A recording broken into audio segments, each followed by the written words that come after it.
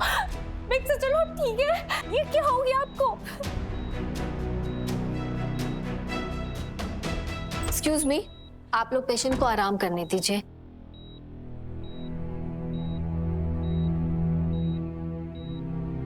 Sorry mister Suryavanshi, और ऐसे cases में हमें पुलिस को इन्फॉर्म करना होता है।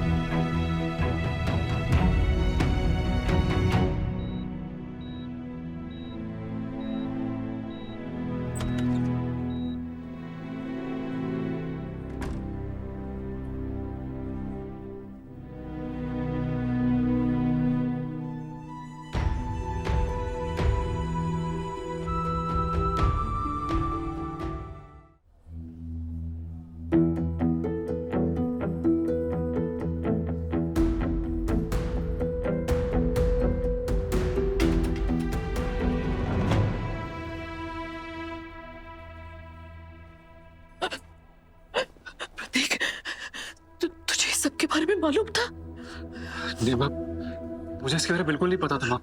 मुझे तो ये भी नहीं पता था कि वीरू भैया घर कब आते हैं, बाहर कब जाते हैं, इस शहर में भी कब रहते हैं। मुझे चुप कर, तू तो ऐसे कह रहा है जैसे बहुत गर्व की बात है कि तुझे अपने सगे भाई के बारे में कुछ नहीं पता। अगर तुमने अपने कान और आंख खुले रखे होते तो बात यहाँ तक पहुंचती नहीं। मैं वीरेन को इतनी बड़ी बेवकूफी करने ही नहीं देती।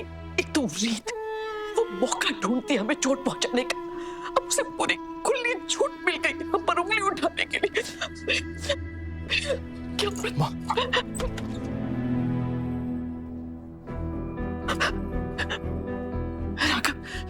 राघव, मेरी बात ध्यान से सुन। अगर वीरेन ने पूनम के साथ ऐसे घिनौनी हरकत की है ना, तो मैं खुद उसे बड़ी से बड़ी सजा दूंगी। मैं तो कहती हूँ तू भी अपने बड़े भाई को सजा दे, खूब सजा दे, लेकिन अपनी पुलिस को शामिल नहीं कर। क्या ना बेटा, तू समझ, तेरे बिजनेस पर, हमारे परिवार की इज्जत पर उसका असर पड़ेगा। तू समझ रही?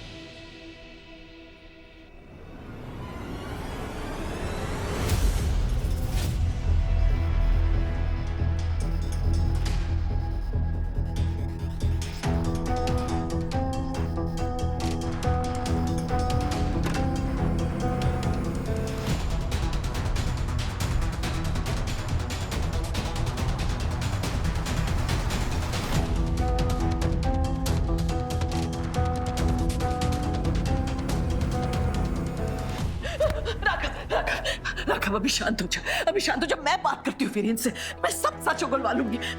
तुम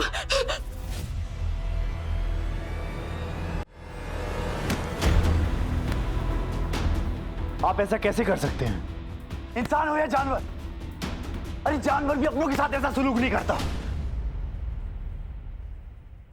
एक बात कान खोल के सुन लो वीरेंद्र सूर्यवंशी, अगर ये आरोप सच हुआ तो मैं खुद तुम्हें पुलिस के हवाले करूंगा।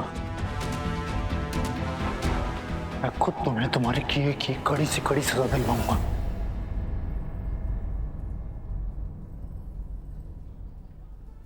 अरे बकवास बंद करो राघव, कुछ नहीं किया मैंने। और क्योंकि तुम सिर्फ आजकल वही करते हो, वही सुनते हो, वही दिखाते हो जो तुम्हारी बीवी तुमसे कहती है, इसका ये मतलब नहीं है कि तुम मुझ पर इतना गंदा इल्जाम लगा। भैया, रीत को इसके बीच में लेके मत आना। रीत का इस बात से कोई लेना देना नहीं है। अच्छा, तो पूनम ने खुद बताया क्या तुम्हें आकर कि मैंने उसे मारा है? कहाँ है वो? बेहोशी की हालत में आपकी हैवानियत की कीमत चुका रहे हैं।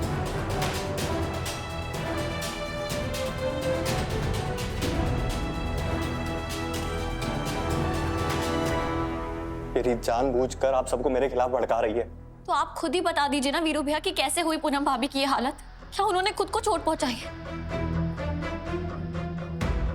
आपकी हैवानियत के निशान उनके शरीर से चीख चीख के कह रहे हैं कि कितना जुल्म किया है आपने उनके ऊपर। बकवास बंद करो तुम अपनी।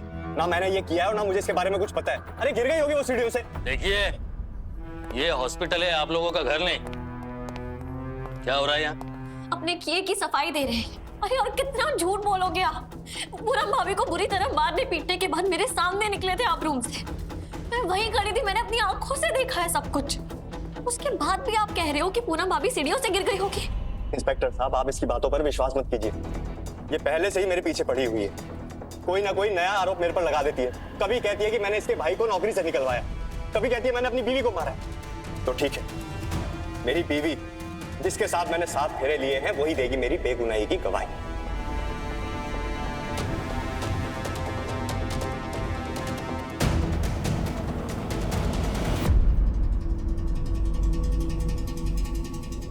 पेशेंट को होश आ गया है।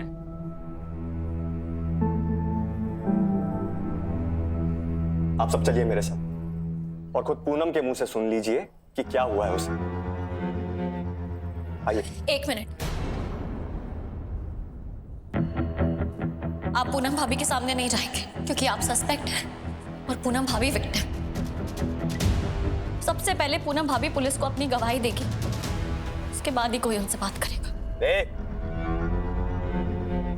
ज्यादा बड़ी रिपोर्टर मत बन कि तेरे 2 टके के न्यूज चैनल का कोई सनसनीखेज प्रोग्राम नहीं है जहां जैसा तू चाहेगी वैसा होगा, समझी?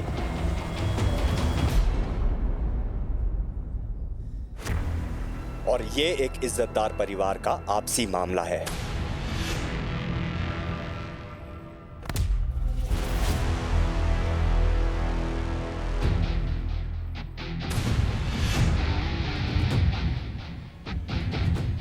पर आप इस इज्जतदार परिवार के सबसे बेगैरत इंसान हैं।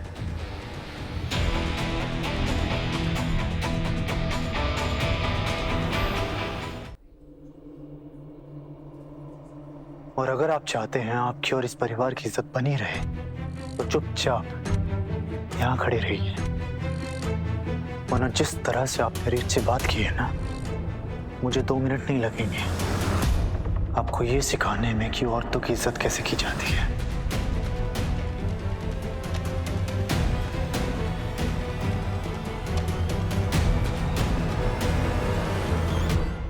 चलिए इंस्पेक्टर साहब, आप पूनम भाभी का बयान लीजिए।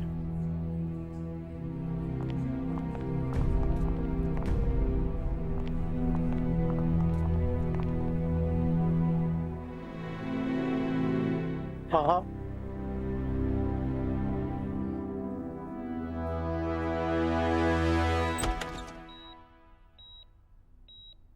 मैडम, विक्टिम का स्टेटमेंट ले लीजिए।